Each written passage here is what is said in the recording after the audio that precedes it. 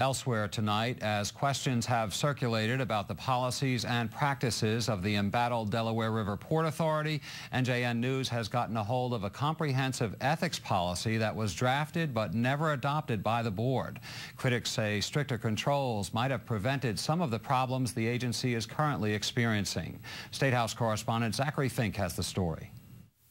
The 19-page policy was written by a former employee in 2003. It addresses conflict of interest, including outside employment, use of corporate assets, such as DRPA vehicles, and even easy passes, which had been available to some employees with 100 free trips. Both of those issues are pertinent in light of the resignation 2 weeks ago of Public Safety Director Mike Joyce. Joyce, through his law firm, also served as of counsel for the township of Pennsauken and ultimately resigned over his misuse of a DRPA-issued Easy Pass that he gave to his daughter.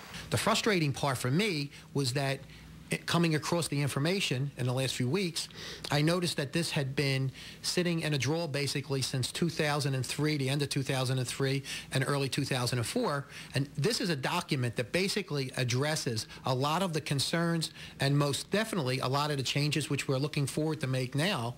Doherty says he has been requesting a copy of the policy for a while, which was never implemented by the board. A source tells NJN News that when board members were approached about adopting it 7 years ago, the board wanted to exempt its members. That effectively shelved the newly drafted policy. In a letter to Doherty last week, DRPA CEO John Mathieson said, quote, "The draft policy you have requested is just that, a draft, and may need further updates and/or revisions before final presentation. The draft was not finalized and as such is not a public record. I enclose it here with that understanding in mind."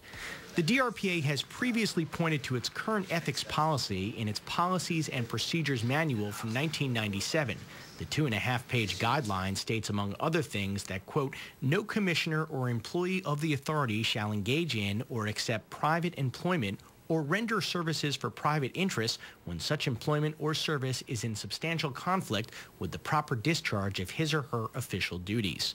New Jersey lawmakers from both parties have been critical of the DRPA. In a statement, Republican Assemblywoman Allison Littell-McCose, whose district office was first approached by insiders critical of the authority, said, quote, "A lot has happened since NJN broke this story last month. There has been talk of reform on both sides of the Delaware River, and the governors of New Jersey and Pennsylvania have put forward ideas for reform. Now it is up to the legislatures of both states to demand the kind of reform that will clean up the DRPA. Stop the nonsense. Okay, stop the nonsense. The same people who were giving out the jobs, giving out the contracts, are now the same people who are trying to reform the agency. That's wrong. Let's bring somebody in clean. Let's get it set up. Let's take these ethics policies out of the bottom of the drawer and put them in place. Let's get them adopted, and let's give the taxpayers on both sides of the river what they deserve. The New Jersey Comptroller's Office, the Pennsylvania Auditor General's Office, and the Pennsylvania Treasurer's Office have all requested documents from the DRPA. The Auditor General's Office did confirm today that they did receive a mountain of documents, but will need some time to go through them. Meantime, the Board of Commissioners for the DRPA is not scheduled to meet again until a week from this Wednesday. That's August 18th, at which time they will consider proposed reforms. Zachary Fink, NJN News, Camden.